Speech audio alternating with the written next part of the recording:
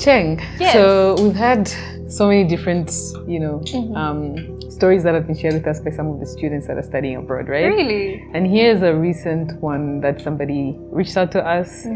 So they were currently having struggles with attending class and keeping up with their classes and things like that for so many reasons. Okay. The weather is not great. I just don't feel like being around people.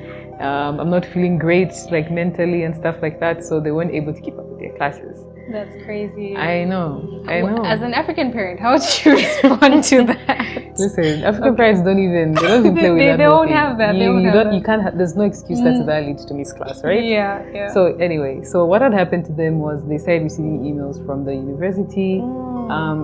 I don't call it a threat because it wasn't necessarily a threat, but it was the university looking out for the student. Right. So they sent them emails asking them why they're not attending classes. This person they just banked the emails, right? Oh my gosh. They didn't respond to any of those emails. So what the university did was send them like a final email. Like you've got less than 20% of classes. Because of this, we have to revoke your student CAS. Oh my gosh. And what that means is, in case you guys don't know these terms, but if your student CAS is revoked, your visa has to be revoked as well, because your CAS is directly tied to your visa. And you can imagine having to explain that to your parents. Where do you even start? They won't. Yeah. So these are some of the things that international students are going through, right? So anyway, long story short, they were able to come to terms with the whole thing. And luckily for them, their CAS wasn't revoked. Thankfully. Yeah. So student services are available at the university that they are attending.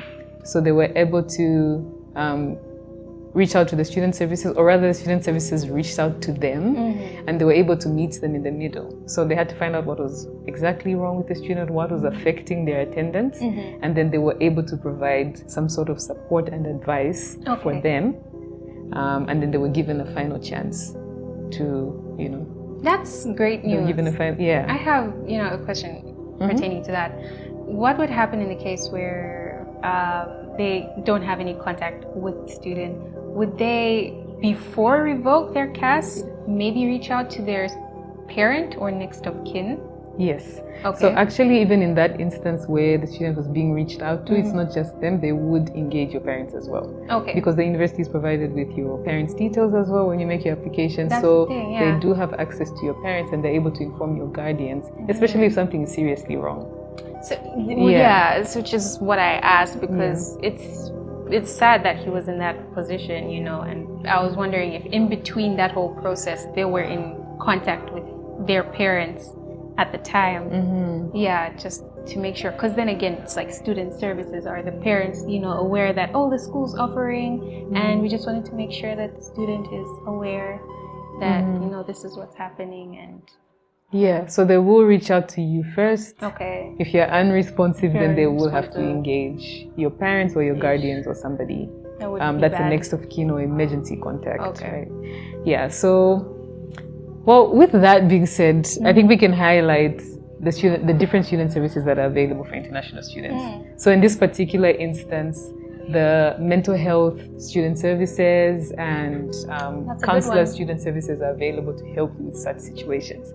So as opposed to you just deciding to miss class and stay away, you'd much rather reach out to the student support, and they're able to help you so that you don't have to get into that whole situation.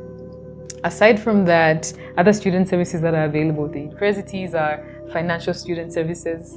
Sometimes while you're out there somewhere, you start having issues with your finances, for instance. It happens. So with that, there's a financial team for student support that's in place, and they're able to help you with of course, your situation has to be genuine. And they're able to help you with some kind of loan or financial aid, just to help you get through. For sure. Yeah, of course, there's some paperwork involved, but that's available for students. Understandably so. Yeah, that's available for students that have like financial issues. Awesome. Other student services that are available are when it comes to academics. We've got academics student services available. They would help you pick up with your studies. Another one that's available is this is the one that works with your careers and stuff. So they will help you with looking for work, applying for internships. There's another placements and all. Placements and the like. Yeah. Sports? Do we have sports as well? Yeah. So all of that That's is awesome. available. Yeah. That's cool.